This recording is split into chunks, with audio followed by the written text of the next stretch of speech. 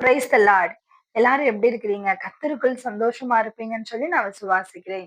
இன்றைக்கும் கூட ஒரு அழகான ஒரு மோட்டிவேஷனல் வேர்ஸ் மூலமா உங்க எல்லாரையுமே சந்திப்பதில் எனக்கு மிகுந்த சந்தோஷம்.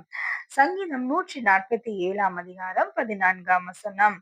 அவர் உன் எல்லைகளை சமாதானமுள்ளவைகளாக்கி உச்சிதமான கோதுமையினால் உன்னை திருப்தியாக்குகிறார்.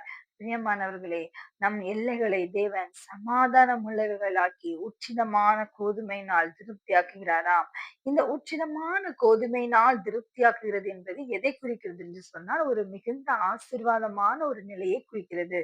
இப்படியாக ஆசீர்வதிக்கப்பட்ட தேவனால் ஆசீர்வதிக்கப்பட்ட ஒரு வேதாகமத்தில் உள்ள ஒரு நபர் அத என்ன செஞ்சாங்க, அவங்க எப்படி இருந்தாங்க அப்படின்னு நம்ம பார்க்க போகிறோம். அப்போஸ்தலர் 16 அதிகாரம் 14 வசனம். அப்பொழுது தியத்தீரா ஊராளும் இரத்தாம்பரம் விற்கிறவளும் தேவனை வணங்குகிறவளும் ஆகிய லீதியாள் என்னும் பேருள்ள ஒரு ஸ்திரீ கேட்டுக்கொண்டிருந்தாள். பவுல் சொல்லியவைகளை கவனிக்கும்படி கர்த்தர் அவள் இருதயத்தை திறந்தருளினார். பிரியமானவர்களே, இதற்கு முன்பதாக இங்க என்ன நடக்குதுன்னு பாத்தீங்கன்னா, பவுல் பிலிப்பு பட்டணத்திற்கு அங்க ஒரு ஓய்வு நாள்ல ஆண்டவரை குறித்த வேத வசனங்கள் எல்லாம் சொல்லி அவங்க ஆராதனை செஞ்சுட்டு இருக்காங்க, ஒரு ஆற்றின் அருகாமையில உட்கார்ந்து. இப்போ இந்த இடத்துல யார் வராங்கன்னு பாத்தீங்கன்னா, தியத்தீரா ஊராளாகிய லீதியால் வராங்க. அவங்க எதற்காக இந்த பிலிப்பு பட்டணத்திற்கு வந்தாங்க?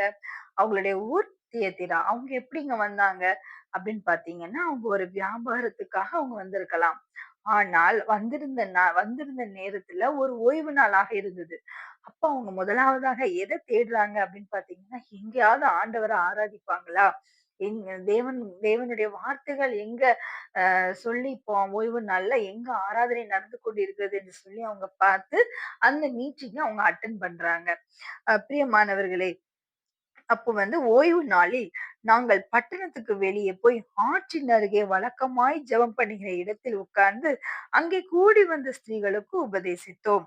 அப்பொழுது தீர்த்திரா ஊராளும் இரத்தாம்பரம் விற்கிறவளும் தேவனை வணங்குகிறவளும் ஆகிய லீதியாள் என்னும் ஒரு பேருள்ள ஒரு ஸ்திரீயும் அங்க வந்திருந்தாங்க.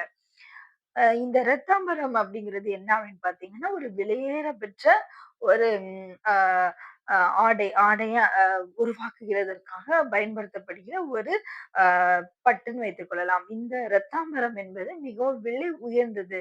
இதை யாரெல்லாம் அந்த வேதாகமத்தின் அடிப்படையில பார்த்தோம்னா, பழைய காலத்துல யார் இதை அதிகமாக பயன்படுத்தி வந்தார்கள் பாத்தீங்கன்னா, ராஜாக்களும் மற்றும் பணக்காரவங்க, செல்வந்தர்கள், அவங்கதான் இந்த